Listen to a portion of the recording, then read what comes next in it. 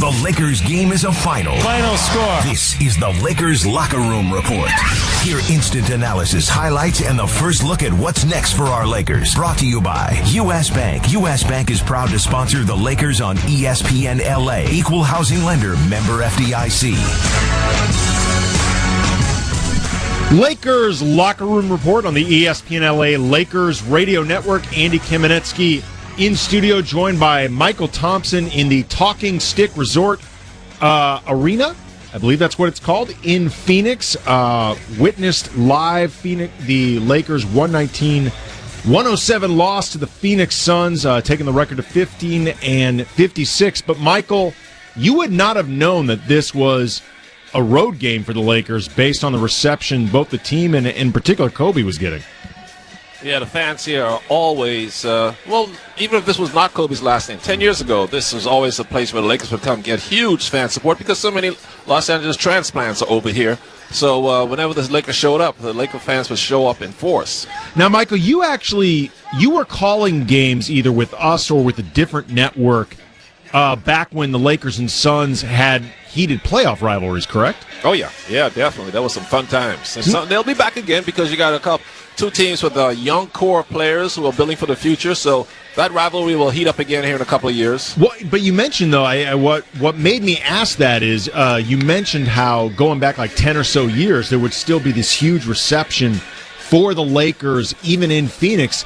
Did that extend to playoff games as well? Did it still feel partisan? Yeah, definitely. Even though the Lakers are here through the playoffs and Suns will have their fans there, Laker fans will be here too. So that's what made the rivalry the game so intense.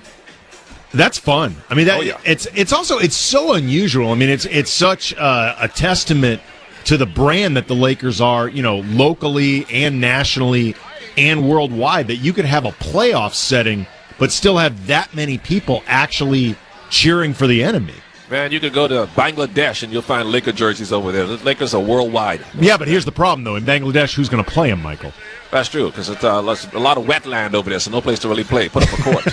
Is that the reason why they're lagging a little bit behind right now when it comes to basketball? I think so, yes. The courts always get a little soppy because of all the swamps. Well, I mean, you've lived in L.A. long enough to know the expression location, location, location. It extends to Hollywood, and I guess it also extends to basketball. Sure does. When we return, I want to get some thoughts from you, Michael, about tonight's game and also, too, the way Kobe looked on the second end of a back-to-back and how that might possibly dictate the way he's going to be used over the last handful of games. Andy Kamenetsky in studio, Michael Thompson in Phoenix. It's the Lakers Locker Room Report on the ESPN LA Lakers Radio Network. We are Laker Nation. Randall, reverse dunk around three. This is the power of the purple and gold. Kobe jab step, two-pointer over, he's a foul and a bucket. On the home of Lakers basketball. This is ESPN LA 710. Lakers Locker Room Report on the ESPN LA Lakers Radio Network. Andy Kamenetsky in studio, joined by Michael Thompson in Phoenix. Lakers fall 119-107 to the Phoenix Suns in Kobe's final appearance in the desert.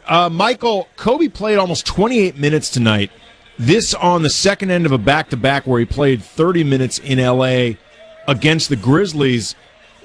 Played all right. Played okay, but I thought he looked reasonably springy and pretty lively out there. Do you agree? And either way, what do you think tonight may dictate in terms of the way he's used on the last handful of games? Well, on these special occasions when it's the last appearance in a certain building, the adrenaline really pumps him up, gets him an extra boost of energy, knowing that this was his last time here. And you could tell that he would really appreciated being out there, giving the fans of Phoenix, Laker and Suns fans, one last show. And that helps him to stay fresh and get a little more revived than he normally would be. Now, this is always a big question for any game with Kobe, and in particular with a game coming up at Staples Center like we're going to have Friday hosting Denver, 7:30 tip. If you had to guess, do you think Kobe's going to end up playing in that game or sitting? Friday against Denver? Yeah. Back-to-back? He might, because we're coming down. We're so close. We're 2 weeks away from about 2.5 weeks away from finishing his career. I think nobody's telling me anything. I'm just guessing that he's going to try to play in every game because he knows a lot of Laker fans are coming. as the season's closing out here. This is their last chance to see him. A lot of people at Staples, so I'm pretty sure. I'm going to say he's going to play Friday. Really? He might only play 15 minutes, but he'll be out there. Yeah, he's just going to do. I mean, at this point, I think it's pretty obvious. Kobe is having to really gut through a lot of pain and a lot of discomfort and ache just to get through any of these games. Right, and because he feels like he's obligated to let these fans see him because they're shelling out a lot of money and taking their time to come from far and away, all the way from Europe, all the way from Asia to come see him. Yeah, there's definitely no such thing as a Kobe-free flight rate or a Kobe-free game rate when it comes to these games. You show up and you play your luck. That's right. Are you going to be, as I always ask you, Michael, for everybody listening on ESPN LA, will you be in studio tomorrow, 10 a.m. for Thompson and Trudell? Let me think about that. Not tomorrow, no, because we get it so late. So tomorrow's my day off, but it's not a pleasant day off because I got to go to the dentist and get a couple of fillings, not just sort of replaced. So that's not. I hate that, Kamenetsky. Even though they numb you up. It's like I still sit there waiting to feel something. I just hate that. Well, I'll let you in my knuckles turn as white as yours. I'll let you in on a little secret, Michael, that you've never known about this. But American citizens, the teeth cleaning experience is actually really pleasant. They save that for the citizens, but once you're in the club, you're going to go in there and it's going to be like getting a massage. Oh, really? Yes. So I get better. I get better treatment now that I'm a citizen instead of a resident alien. I don't know now. I've become a citizen 40 years ago. Even a resident alien with championship rings, Michael, there's still a process. All right. Nice. Well, best of luck at the dentist. We're all behind you. Nobody enjoys that. I hate the dentist. I mean, even though I appreciate him and I'm thankful for him, I hate going. When we return, I'll be joined by Alan Sliwa. Break down the game a little bit further. Lakers Locker Room Report, Andy Kamenetsky, ESPN LA Lakers Radio Network. It's the pride. Kobe driving towards the hoop, powers up, foul, count of it goes. Kobe Bryant's going to get three the old-fashioned way. And passion. Over to Kobe, three-pointer by Kobe. Whoa. Good. Boy, did he bring his three-point game tonight. And the history of the Los Angeles Lakers. Magic down the middle, just what I thought. A hook shot at 12. Good! It's the celebration of the greatness. Hand off to Kobe.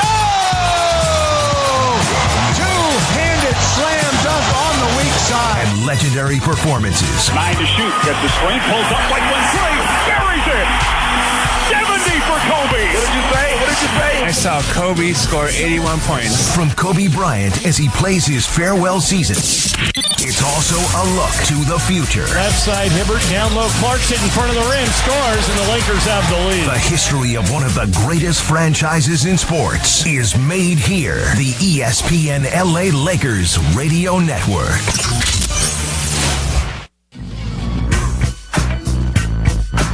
This is ESPN LA 710. Lakers Locker Room Report on the ESPN LA Lakers Radio Network. Andy Kamenetsky joined by Alan Sliwa. Lakers fall 119-107 to the Phoenix Suns, taking their record to a robust 15-56, which has Alan Sliwa very, very relieved. Kind of back on track, Andy. Right back on track. The last couple, we've had two games in the last week against the Suns, and the Suns are one of the Lakers' primary, I guess, adversaries in the race to the bottom. Yeah. And the Lakers trying to keep that top three protected lottery pick. Remember those scenes in Airplane? Yes. Where Lloyd Bridges kept saying, "Look like I picked the wrong week to quit smoking. Look like I picked the wrong week to quit drinking. Look like I picked the wrong week to quit amphetamines." That was Allen. That's been Allen the last week. He has been losing his mind about the Lakers winning enough games. It's only 9% difference if they end up in that 2 slot, but I think Lakers need every absolute percentage point possible. Wasn't actually expecting for a blowout tonight, especially Tyson Chandler didn't play for the Phoenix Suns, who was pretty impactful in that last game. But a few players, the backcourt alone, I don't know if you saw these numbers between Devin Booker and Brandon Knight, 53 points and 14 assists combined for those two. Well, I mean, it gives you an idea of what you're hoping one day D'Angelo Russell and Jordan Clarkson can look like as a backcourt. Not necessarily that Knight and Booker is more accomplished than them, but just seeing a game where where a backcourt can consistently be explosive and game-changing. And we've seen at times Russell and Clarkson look like that. But, like I remember earlier in the season, Brandon Knight and Eric Bledsoe, when he was available for the Suns, absolutely torched the Lakers. And that was a group where like Kyle Lowry and DeMar DeRozan, backcourts like that where you're like, all right, this is what you're hoping for down the road for the Lakers. The only thing that scares me about that is Devin Booker is the youngest player in the NBA. He was picked 13th overall in the same draft of D'Angelo and Okafor and everybody else. It's almost like you're hoping the Suns want that backcourt to look like the Lakers backcourt, but it's almost flipped around. But at the same token, I will say this. Booker gets...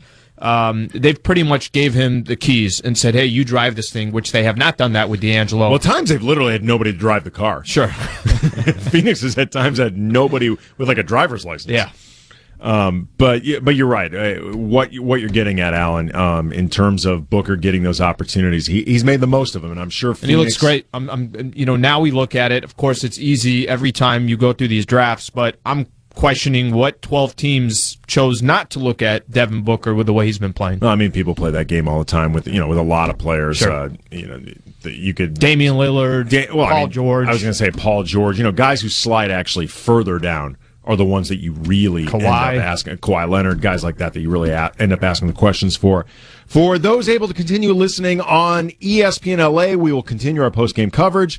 Everybody else, thank you very much for listening in. Andy Kamenetsky, Alan Sliwa, Lakers Locker Room Report on the ESPN LA Lakers Radio Network. You've been listening to the Lakers Locker Room Report, brought to you by Pizza Hut. Order tonight at pizzahut.com. Gardens Casino. Get your game on at the Gardens. Hear every second of Los Angeles Lakers basketball all season long, right here on the ESPN LA Lakers Radio Network. Lakers basketball is a final, and now it's time for your chance to react. Hi, it's Kobe Bryant. Light it up, Southern California. This is the State Farm Postgame Show on your home for Lakers basketball, ESPN LA 710. Your first chance to let us know how you feel about the game and how our Lakers did, plus full game recap and highlights. React now with 710 ESPN. This is the State Farm Postgame Show. State Farm, we exist to assist.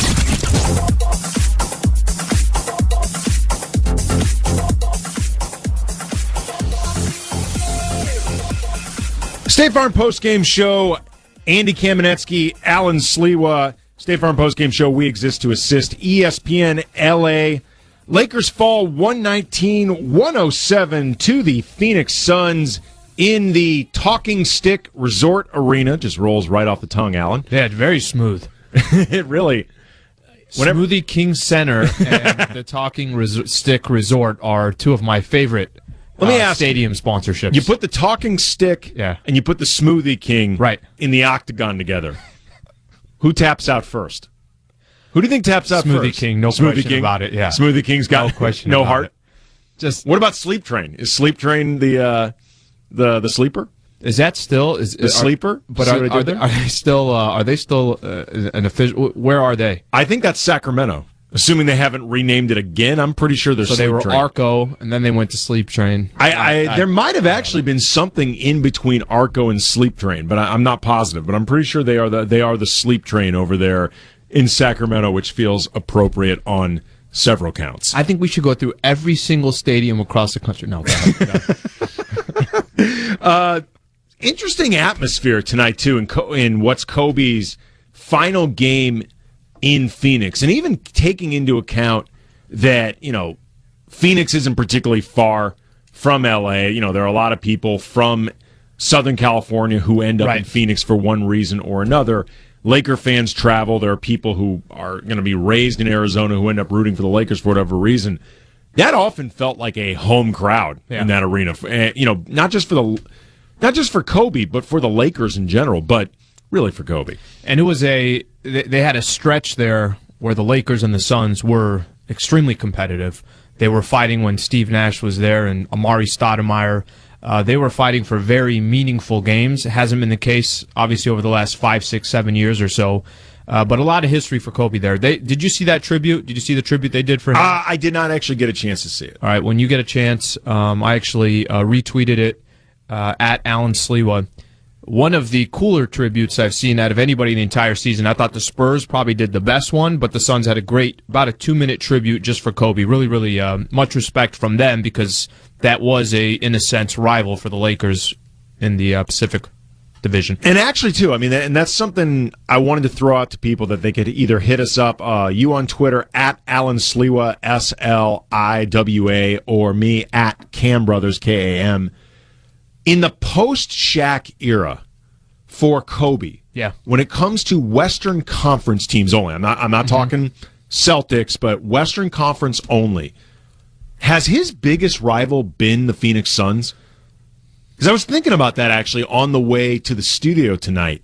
If this has actually been post-Shaq, the biggest rivalry for Kobe, and I'm thinking it might be. It might be because Golden State, they never ran into each other. Not for anything meaningful. Right, no. Nothing meaningful. It was Sacramento and Portland with Shaq, not after Shaq. Oh, yeah. Much more with Shaq. I don't even think they faced... Did they face the Spurs in anything significant? Yes, they did. 2008 playoffs, that was the big shot Derek Fisher hit. I know you're going to do more specific. Derek Fisher involving Brent Barry. And there was a little bit of controversy. I know I'm not describing it perfectly, but Laker fans will know exactly what I'm talking about. But you might be right. That was in 08. That the Phoenix Suns, in that stretch, that 8-year stretch after Shaquille O'Neal left and the Lakers had some success and then went on to win 2 championships, you're probably right. Yeah, because they faced Phoenix in 2006. That series that the Lakers ended up pushing to 7, ultimately blowing a 3-1 lead. Although really, the better team ended up winning that series, and the Suns ended up going to the Western Conference Finals, eventually losing to the Mavericks, who ended up losing to the Heat that year for the championship. But they played the Suns in 2006, 2007, where they got their asses handed to them. Right. That's when Kobe went on the radio tour demanding a trade. And then they ended up meeting, very surprisingly, Phoenix in the 2010 Western Conference Finals. Right. That was the series where Meta World Peace had the big putback to beat the clock. Yep. I think it was Game 5. Yeah. And it was a swing game. That was a swing game. It was a swing game, and also it was an amazing bit of redemption for Meta, then Ron Artest, because the only reason he needed to put that ball back is he took such a bad shot before that I think it actually forced overtime. It actually forced the Lakers to go into overtime. I can't think of anybody. No, Denver not enough. Denver not enough games. They had a couple playoff series against Denver, but it didn't nothing feel consistent. No. Minnesota, nothing consistent. So I think it's almost clear cut that it was. They had a fierce first round series in 2010 against the Thunder. Right, that's the Pau Gasol putback. And yes, it was. And they also had. I think they played them again in 2012, maybe. Mm-hmm. But I think it's Phoenix. And I know, too, and this just lets you know how Kobe's wired. He has talked about still being pissed off about those 2006 and 2007 series, like still holding it, I think, against like Alvin Gentry and like guys like that. Where you're just like, dude, this is 10 years ago. Like, who cares? Don't they say you never remember the ones you won? You only remember the ones that you lost. In the sense that those stick more than the ones that you won. Oh yeah, I mean, particularly for a guy like Kobe, he's got a memory like 10 elephants put together. 5th grade recreation center. I'll never forget it. Who slighted you? We lost by 9. Really? It wasn't actually even a close game. Really? But still though, man, those hurt. Those hurt, man. I feel it. I feel it today, Andy. Yeah, 877-710-ESPN, or hit us up on Twitter at Cam Brothers, at Alan Sliwa.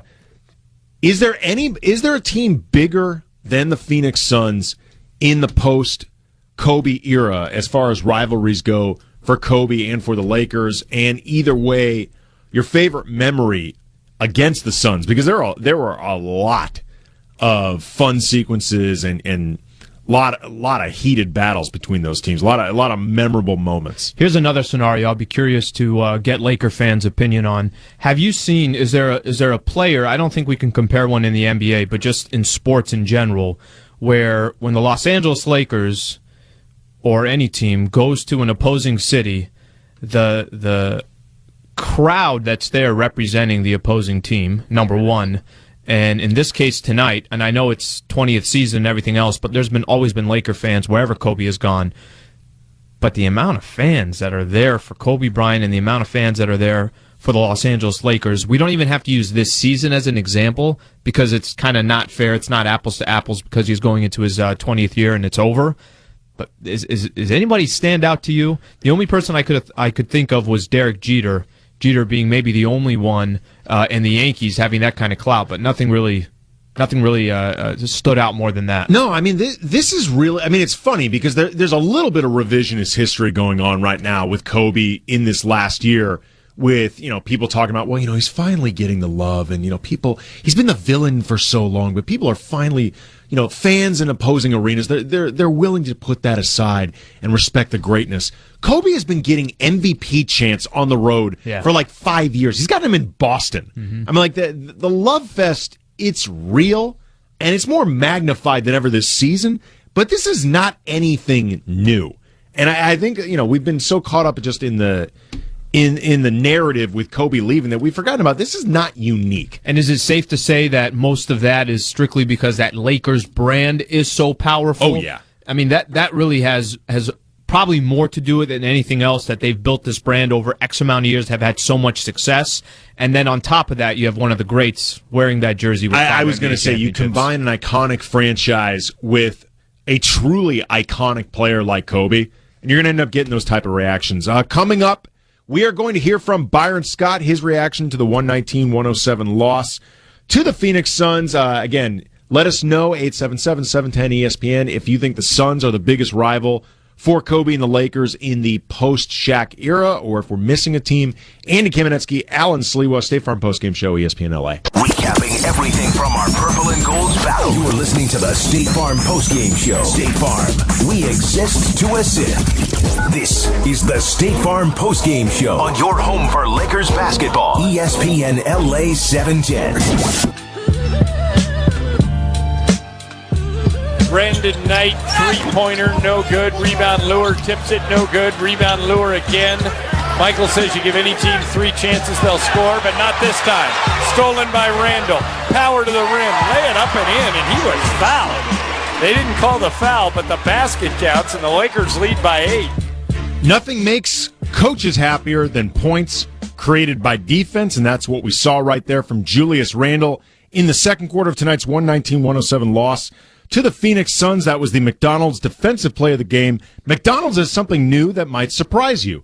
Breakfast bowls. One loaded with egg white, turkey sausage, kale, and spinach. Not what you were expecting, right? Or try a scrambled egg and chorizo bowl. Sounds good. Oh, yeah. I mean, especially because they're just $4.39. Sure. McDonald's. I'm loving it.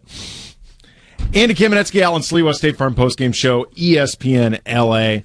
And we were talking before about the rivalry that's gone on between the Lakers and the Suns in particular over the course of Kobe's career once Shaq is gone. And this has truly been Kobe's team. And this, to me, this feels like the biggest rivalry Kobe's had in that period. And tonight we saw a lot of people in Phoenix on hand to say goodbye to Kobe, to cheer him on, to cheer on the Lakers. A lot of fans there rooting on this team. And it was a fun reminder, even if this game didn't have those type of consequences or those type of stakes, Alan, just what's gone on between these teams in the past. I remember when they went up 3-1, right?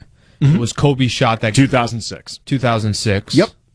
Wait, is that right? 3-1? Yep. What was the game where Tim Thomas hit a jumper here in Los Angeles? Lakers had Game 6. Okay. That's right. And then it went back to Phoenix, and that's where the Lakers got blown out. Yes, they did. That Tim Thomas 3, and I think it was even a tip out. It wasn't even a set play. It was off a rebound. I remember that like it was yesterday. And didn't you just get that feeling for Laker fans that are out there and just remember it? You got that feeling right when that was the series right there. If Lakers win that game, obviously the series is over. But if it went back to Phoenix, probably wasn't going to happen in Game 7. My favorite part, by the way, though, of that Tim Thomas 3 is the Suns ended up going on to play the Clippers in the second round of the Western Conference playoffs that year. Ended up going into another 7-game series against the Clippers. They win. They advance to the Western Conference Finals, lose to the Dallas Mavericks. But Tim Thomas had another really good series against the Clippers. And this was Tim Thomas in a contract year. And Tim Thomas was notorious for dogging it. It's a businessman right there. Dogging it during the duration of contracts until he got into his contract year and then just busting ass. And that year, either he got traded to Phoenix or waived and then picked up by Phoenix. I don't remember. But what ended up happening just was a that knife. Well, no, the best part was that and this was what's coming up. You'll know what I'm about to say. Okay, but that off season, Vlad Radmanovic, who was playing with the Clippers, I guess had verbally committed to the Clippers to re-sign, but then at the last minute changed his mind. Ends up going with the Lakers, and this was something that just took the Clippers completely by surprise. Threw him for a loop, and I remember being like, "Okay, once I heard the news about Vlad Rad going to Lakers, it's like, all right, calm down, Clippers. You're moving in a good direction. Don't do anything Clippery. Don't do anything And like 45 seconds later, I see on the internet, Clippers signed Tim Thomas to like 5-year deal. Oh yeah, I was like, are you kidding me? You would have thought when I remember when Radmanovic signed up, and Lakers needed a shooter. They needed that like wing shooter. That moment, I remember just going around saying, "This is the guy." I don't think you guys realize what the Lakers have said. This is the guy. Well, I mean, first of all, like the Clippers didn't realize the Lakers had done them a huge favor. They'd done them a huge favor by taking on Vlad Radmanovic, but like bringing in Tim Thomas on a 5-year or 6-year deal, whatever it was. I mean, that was a guy that how there are apartments that are month-to-month leases. Right. Like, that's the way Tim Thomas should be signing contracts. Tim Thomas was the NBA equivalent of a month-to-month lease for That's a great analogy. I was just like, that's the most Clippery thing ever, and to nobody's surprise, they ended up regretting that signing. Speaking of the Clippers, at Orange Daddy 4, John Goss thinks that the Clippers actually have been the biggest rival to the Lakers in the post-Shaq era for Kobe and the Lakers. Problem with that is it hasn't really been it's been one-sided. Yeah. So we're trying to find matchups where the Lakers, there was some back and forth. You could even make an argument, maybe Dallas, just because Dallas, if you remember, after the Lakers had really owned the Dallas Mavericks throughout any postseason, all of a sudden the Lakers up, what were they, up 16 points in game one, something like that, and then got hammered by the Mavericks. 2011. And that kind of set the trend. Yeah, 2011, when the Lakers were trying to go for the three-peat, in the second round, they had played a harder-than-expected series against New Orleans. Right. Then they played Dallas. That's right. They won, it was 4-2 in that series. Right. Dallas ended up winning the whole thing, but Dallas just demolished them. Yep. The Lakers ended up unraveling. Meta World Peace got suspended a game. Lamar Odom got ejected in the last game. Bynum took down, Barea. Barea, that's right. And then took off his jersey WWE style. Sure. I mean, he went full heel. He went full on heel. Like, at that point, I was expecting Bynum to grow like a black Hulk Hogan beard. Yeah. Oh, yeah. And like a dyed blonde Fu Manchu. He went that heel. But I agree with you. Shaking my head watching the game like, okay, fellas, if we're going to go out, can we just end the game? You see... That was the point when you realized there were limits to even what Phil Jackson could control, and even sometimes a guy like Phil Jackson can lose control of a team. The coach of the Lakers right now is not Phil Jackson, despite whatever the rumor mill may suggest. It is actually Byron Scott, and Nexon Tire has the coach's interview after every game. In this case, again, Byron Scott. We have that sound courtesy of Time Warner Cable Sportsnet. You guys shot well and played well in the first half, had the lead for most of the way, and then things changed in the third quarter. What changed in the third quarter? Well, I thought it changed in the second quarter, the last 3 or 4 minutes. To be honest with you, they got much more aggressive and physical, trapped a few times. They caused some turnovers, and they took that momentum in the halftime and came out the third quarter the same way. When you look at your guards, they're young, so they're going to miss shots occasionally, but they were outplayed by the Phoenix guards. What do you think the difference was in that matchup? Well, just like you said, the Phoenix guards killed us. They outplayed our guards big time. I think if you look at points, rebounds, assists, and everything, they just thoroughly outplayed them. As simple as that. they kept changing their defense. You mentioned the trap. A couple times they full court press. I think they went to a zone a couple of times. Do you expect your guys to be ready for that when that happens at this point of the season, or did they need to work through that? Well, I expect them to be ready for it. It's things that we've worked on in practice. Just like I had to call a timeout and go over our zone offense again, which is ridiculous to me. And we still wasn't executing that. So I don't know if we got flustered or lack of focus or whatever the case may be, but we didn't execute it at all. Especially in the third quarter. Did you like anybody individually's performance on the Lakers tonight, or this one of these nights where just none of our guys fired? I gotta look at the tape. Right now, standing here, talking to you, I didn't like pretty much nobody played well. I thought. Do you need to look at more of the offense a little bit? You put the new offensive set in a few weeks ago. Now look like a lot of ISOs out there again tonight and stuff. We just again, our guys, when they get flustered, and again, it goes back, I guess, to being very young. If it's not going well, they try to revert back to old ways, and they just got to fight that feeling. You got to stick with just being a team and trying to run through it.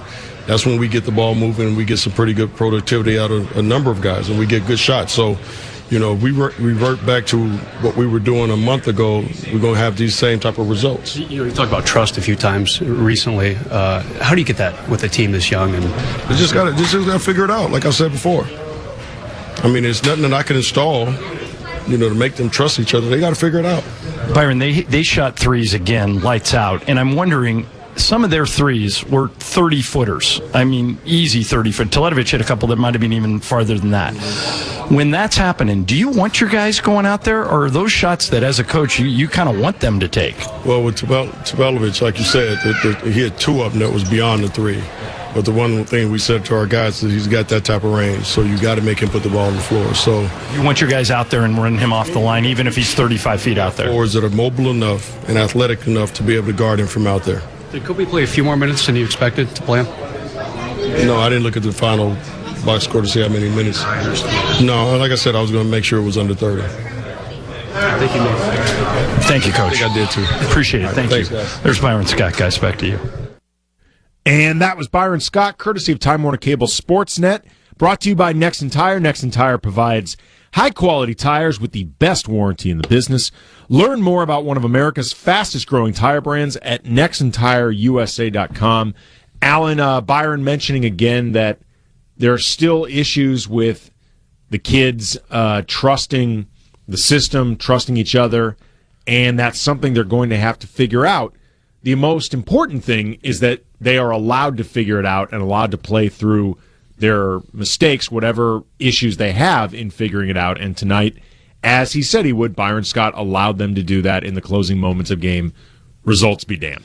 The hope is they get beat up tonight towards the end of the game, and they learn from it, and they have those opportunities to sit down, and maybe D'Angelo sitting with Clarkson right now, sitting at the bench saying, look, there's certain things we got to do that at least those conversations are going to happen, where they're probably not going to happen when they're sitting all the way down at the bench watching Huertas, watching Lou Williams. Now, if he stayed potentially with Huertas and Lou Williams, maybe they have a better shot at winning that game, but in the bigger scheme of things, what's more important? It would have been inexcusable. We've talked about this a lot. And he's done it. Oh, so yeah. It wouldn't have been too shocking. No, it would not have been shocking necessarily, I guess, but it would have been absolutely inexcusable. So it's really good to see that did not happen. Coming up, we will hear from D'Angelo Russell and Julius Randle over the course of this game. Also talk a little bit more about the rivalry between the Lakers and Suns in the post-Shaq era for the Lakers and for Kobe.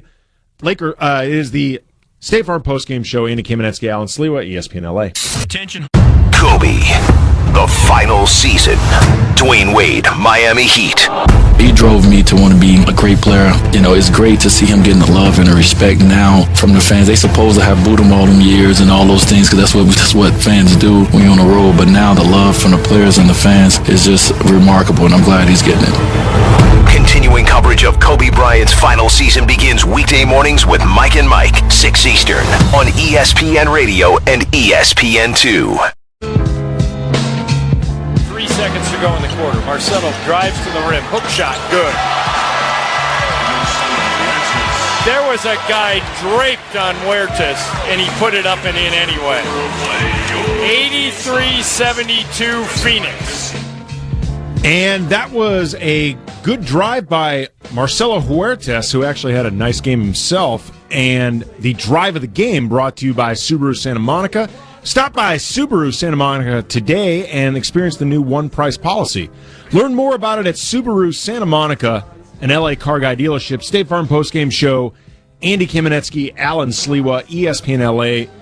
Lakers fall 119-107 to the Phoenix Suns, taking their record to 15-56 in Kobe's final game in the desert. And before getting to some thoughts from D'Angelo Russell, wanted to take a quick call from Lewis in the San Fernando Valley. You're on the State Farm postgame show. Yeah, real quick on the Suns, Lakers. That's hands down the greatest because they have the most iconic moments. From their battles, from the clothesline, from Raja Bell to the dunk on Steve Nash. Like, you just have more iconic memories. But I called about Booker and Russell and the comparison on how you heard a lot of fans early in the season complain about D'Angelo Russell's aggression and his approach to just attacking the game. And people forget that Booker started the first half of the season on the bench because he was coming behind Eric Bledsoe. It wasn't until Eric Bledsoe got injured that he was able to come in and start. And this kid's mentality has been the same from the beginning of the year. If you were following him early in the year, his mentality is the same whether he was coming off the bench or coming into the starting lineup. It's just that his stats changed because of the minutes that he's getting now. But the development of his mind, you can see where he's developed so much further ahead mentally than where the kids have. And I don't think development is only a physical, how many minutes you play or what kind of stats you put up. I think it's all about your mindset and how you approach the game as well. And I appreciate the call there, Lewis. I mean, there's no question. I mean, it's a mental and physical / skills development for D'Angelo Russell, Julius Randle, Jordan Clarkson. And that mentality is shaped in part by how those guys approach the game and in part by how Byron Scott and the coaching staff and really the front office goes about trying to shape them. Booker looked calm, cool, collective. I was mentioning to you, he's pointing where players need to be, pointing for the screen and roll. He's doing things that most 19-year-olds don't do. But I think a lot of it still that has to do with they just gave him the keys. They said, look, you drive. Obviously, Bledsoe's out, and there aren't too many other options there. That has a lot to do with it, but extremely impressed. I did not know he was picked 13th. And I know he was pretty deep on that Kentucky roster, but to see where he is today, that's a good guard that's going to be in the league for a long time. Oh, yeah, there's no question. I mean, he had a good showing at the three-point shooting contest during the All-Star break, and he's played really well since Bledsoe's injury, and he's definitely making Phoenix look smart in the way that they pegged him in, like a lottery mid-draft spot, and that's a hard place often to pick and find a guy that really does feel like a lottery pick, and Phoenix did well there. The issue of trust, Allen, has come up a lot for the starting unit, I think really in particular the kids, D'Angelo Russell, Jordan Clarkson, Julius Randle, and that's, the timing of that may have to do with Lou Williams' return, and maybe the guys feeling like they're, looking over their shoulder a little bit more because Lou has often been the guy Byron Scott has trusted the most and eaten up some of their minutes, or maybe it's just they've got the keys right now and they're a little bit self-conscious about it, whatever. D'Angelo Russell, after the game, talked a little bit about those trust issues and what is being trusted of them, and we've got that sound courtesy of Time Warner Cable Sportsnet. First of all, how's your shin? I know it was a little banged up last night. How did it hold up tonight? It's cool. I didn't really feel it when I was out there. I think you hit 3 of your first 12 shots and then made 3 of your last 4. It just found it late. What happened with your shot? Short arming it, missing it. I don't know. Just wasn't falling for me tonight. And then at the end of the game, it seemed like you found it. You guys led in the first quarter by as much as 11 points and were playing really well. What changed after that? They found a way, man. They found a way to pull it out. They made more shots. We had too many defensive miscommunication errors that led to them capitalizing, and I don't know. That was it. They made some ridiculously long threes. When I was calling the game, I said there were a couple of those that were 30-footers.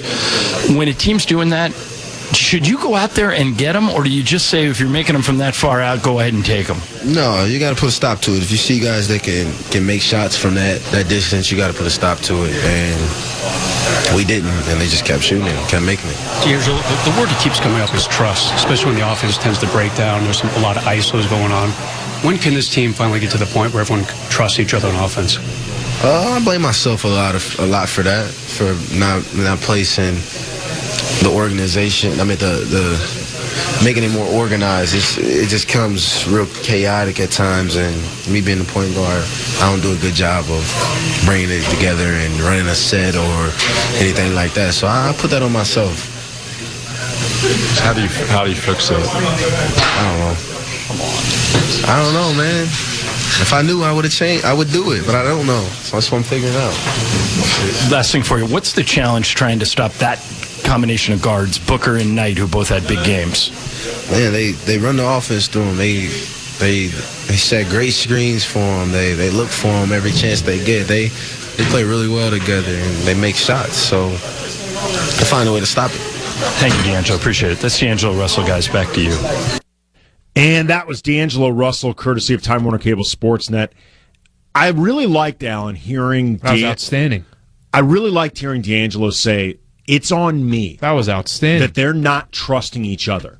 Because ultimately, I'm the guy that's supposed to be leading them as this team's point guard. You know, he admitted he doesn't know how to fix it. You know, he doesn't, I mean, whether as a leader or whether just how to fix it in the way he plays so everything becomes so easy for everybody else that they don't even have to be thinking about it. But either way, he put that very voluntarily on his own shoulders, and I thought that was good. I thought that was really great to see. Number one, blames it on himself. Number two, admits that he doesn't have a solution to it, and if he had a solution to it, he would have done something about it. The key on that is, here's a young player. We forget his age, 20 years old. We're complimenting Devin Booker right now, and we're just giving credit where credit's due. If your point guard has a mentality like that, like Julia or like D'Angelo Russell was just talking about, that's a good sign. That's a good sign where he's saying he knows he's basically the quarterback on the court. He has to be that person that gets people in rhythm and so forth. And then complimenting what the Phoenix Suns were doing, saying they just do things smoother than we do. They're coming off screens. They're screen and rolls. There's more movement. He doesn't know the solution, but he knows there's a problem, and I think him admitting that, number one, there's a problem, and number two, that he doesn't know the solution to it at this moment, I think from that perspective, it shows him a little bit wiser than his actual age at 20 years old. Well, I mean, it reminds me of earlier in this season. I don't remember who the Lakers were playing, but I know it was a TNT game. Yeah. Because David Aldridge had a just fantastic sideline report with this detail where he said he had been talking with D'Angelo Russell, and Russell said that, you know, he was so inexperienced that he doesn't really even know the questions that he's supposed to ask in order to get better. It's not that he, you know, there were a lot of people who thought D'Angelo was, you know, a cocky kid earlier in the season, you know, like thinks he knows everything, thinks everything should be handed to him. And the reality is, I mean, even though he's got a bit of a cockiness to him and he's got a swag to him that can be both good and bad, he's been able to recognize, look, there's a lot I don't know. But when you really don't know that much, you don't really even know what you're supposed to be asking about or what you're supposed to be zeroing in and pinpointing in order to get better. And it speaks to, I think, another issue of trust with this team that I want to talk about when we come back. Sounds Andy good. Kamenetsky, Alan Sliwa, State Farm Postgame Show, ESPN LA. When I see Buddy, I will never half step. I just do her tribal style and then jet. Here's Devin Booker driving to the rim. Powers up, can't finish. Rebound Randall. Randall ahead to Kobe. Kobe pulls up again. Whips it to Clarkson. Three by Jordan, partially blocked. Grab by Randall, up and in. Big game for Julius Randle, 19 points, 15 boards, 5 on the offensive glass, plus an assist. Not a great showing for the Lakers, but Julius Randle did enough to be the Fantasy Springs Resort Casino Lakers Player of the Game. Fantasy Springs Resort Casino, located in the beautiful Palm Springs area, offers you all you need for a fun-filled getaway or complete destination vacation. Whether your fantasy includes luxurious hotel rooms, exciting Vegas-style gambling options, fabulous dining, world-class entertainment, golf, or poolside lounging, you'll find it at Fantasy Springs Resort Casino. State Farm postgame show, Andy Kamenetsky, Alan Sliwa. Lakers fall 119-107 to the Phoenix Suns in Kobe's last game against the, what would you call them, the desert folk? The desert citizens? I have no idea. Phoenicians. Against the Phoenicians. A lot of memories for Kobe against the Suns over the years. I think you and I both agree that the Suns have been the biggest rival for Kobe and the Lakers in the post-Shaq era for Kobe, when it really was his team. The Clippers and the Mavericks have come up from some people, either on Twitter or calls or whatever. You could maybe talk about the Thunder, but I think really at the end of the day, when you talk about great moments, tension, and playing for actual stakes, it's really been for Western Conference teams, Phoenix. Yeah, and it's a lot of fun. In the earlier part of his career, he faced a lot more teams, the same teams over and over again, whether it be the Kings, the Portland Trailblazers, or San Antonio. Right. Those three, the ones that stood out. But after that, it's been more, it hasn't been anything consistent. Phoenix Suns probably the closest to that consistency. Yeah, I mean, they kept seeing Utah in the playoffs, but Utah doesn't count because they would play them, and every single time they'd either sweep them or beat them 4-1. Right. I mean, it was one-sided. It was so. It was also too why I remember. I mean, on so many levels, it was a dumb signing. But when the Lakers brought in Carlos Boozer, which I think the front office thought was going to excite fans, I'm like, I think you in are 2009. Maybe would have excited. Maybe right. But I think they were underestimating how much Lakers fans saw Carlos Boozer just crap the bed against the Lakers in the playoffs, and B, just how much Laker fans hate Carlos Boozer. Yeah, no. They really don't like the guy. There's been a few times we talked about the rentals that the Lakers have had over the years. Carlos Boozer being one of them, Jeremy Lin being another, Roy Hibbert being another. I really want to see, we were talking a little bit about D'Angelo Russell and some of the comments that he made in his press conference. I really want to see something that Booker has today that D'Angelo Russell doesn't have on the Lakers today is more threats. Even a guy like Tucker. Tucker you still have to respect. He's a guy that will go to the basket. He'll hit open shots. John Lure, he had 22 points and 14 rebounds. I mean, they have more weapons that I'm curious to see when D'Angelo Russell gets those keys, similar to the way Booker has them right now in Phoenix.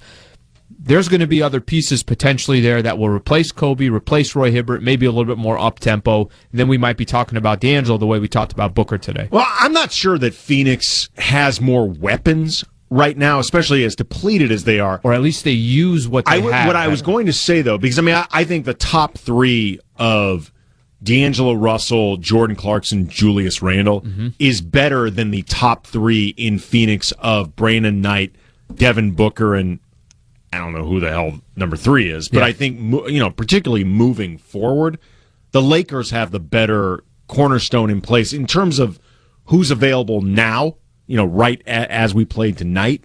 But I do think that the players that they have maybe make more sense for Booker's skill set or for Brandon Knight's skill set. D'Angelo Russell is a really good pick-and-roll player. The Lakers don't have a lot of great role guys or great pop guys. Bass may be the best one for them in some circumstances, but the way that they use the players they have, they're using them a lot stronger than the Lakers today. And that doesn't mean anything. The Phoenix Suns have the third or fourth worst record in the NBA. The Lakers have the second worst record in the NBA. But just seeing how today shaped out, seeing now Phoenix Suns twice in a matter of 1 week or whatever the case is, even with a beat-up lineup, Tyson Chandler in play. We talked about Eric Bledsoe not being in the lineup. Even with some key players for them missing, they still expose the Lakers, and they expose them tonight as well. They've been in good. I was going to say they've been in good company exposing the Lakers all season. That hasn't necessarily been that difficult to do. We were talking about D'Angelo Russell, Alan, and earlier we heard his post-game comments and the issue of trust that's come up, and the trust issues that Byron Scott has thought he's been seeing between D'Angelo, Jordan Clarkson, and Julius Randle when it comes to getting the starters all on the same page. And D'Angelo Russell acknowledged the issues, and he said that a lot of them he puts on himself because he is ultimately the point guard of this team. He's supposed to be the leader. He's supposed to be the guy getting everybody in their sets and running the operation so it's smoothly and guys can feel like they trust. And we both really liked seeing that accountability. But the reality is those comments remind you that Byron right now clearly doesn't trust the starters. Yeah. Clearly does not trust the kids. And we've reached a point now where he needs to be extending sincere trust. Sure. Not necessarily believing it, but extending it. It's like the difference when, I'm sure my parents were like this when I turned 16 and I first started driving. I guarantee they did not really trust me. Right. Your dad's probably sitting in the passenger seat saying, son, you got it. Oh, yeah. Everything's okay. In his mind, he's saying to himself, oh, Lord, please. Oh, yeah. Please have Andy. Well, I was 16 and I was an idiot. I mean, to be honest, I was an idiot. But he extended me that trust, even if he didn't really trust me. Right. And Byron needs to be in a position of truly extending the trust in a way that feels sincere, even if he really doesn't. Because if he extends it right now, or if he offers that trust in the same way that he talks about it before and after games with media, then I guarantee the players are going to feel like their coach doesn't trust him. He's a teacher. That's the role that he's in. His role with the young players, which he hasn't, he's more accustomed to having that Jason Kidd, the Chris Paul, where maybe there was a little bit of teaching, but not as much as these young kids need it. Byron Scott doesn't need to tell Bass or doesn't need to tell Roy Hibbert what they need to do on a mentally, from a mental standpoint, but he has to do it with the younger players. And I don't know. Look, that's always been my fear with Byron. If Byron, I'm not as concerned about just next year. Is Byron the fit for not just next year, but 2 years, 3 years, 4 years, based on the lineup that the Lakers have, based on the cornerstone that they're really depending on, these younger players? That's my concern. Is he the teacher? Is he the person to take them from one step to the next? I don't know that answer. I don't think we've figured it out yet, or he's figured it out yet. Well, the other thing I would like to see, too, and I was reminded, and we've talked about this before, but I was reminded of it specifically from D'Angelo's response, is Byron every now and then taking accountability for guys either not being ready, not coming out sharp, not executing the way that he was hoping for. Because you just want to see that responsibility from a coach, but also, too, when Byron takes some of that accountability, I think it's going to make guys feel less like they have to put everything on their shoulders to either win the game or just get that trust from the coach. Even if Byron doesn't necessarily believe that accountability is there with him, although he should, because, in the same way that when they look good, you would want to give some credit to Byron. When they don't look good, some of that blame has to go with him. I think it actually will make it easier for some of these guys to feel like they don't have to put up 40 points themselves. Right. If every now and then Byron says, you know what, I didn't do what was necessary to put them in the state. Put a little of this on me. You and Brian have mentioned it a couple times with the Philadelphia 76ers coach, Brett Brown. You guys have talked about how if you listen to him, you feel like they've won 50 games rather than 9 or 10 games, how many ever they've won. And he always takes the onus on himself. He doesn't blame the players. He doesn't say, well, they didn't do this. I'm teaching them in practice. They're just not doing it in the game. I know a couple times you guys have referenced him.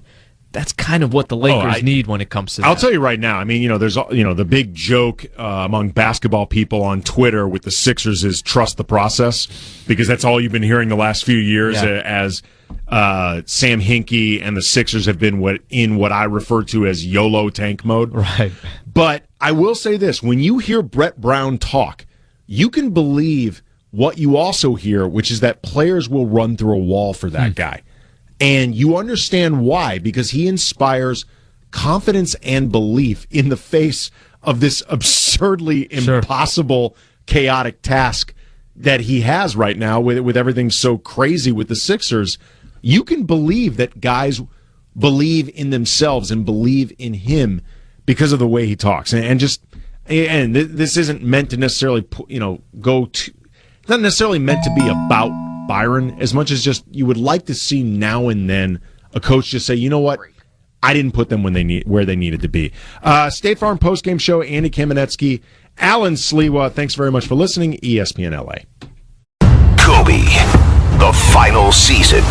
Carmelo Anthony, New York Knicks.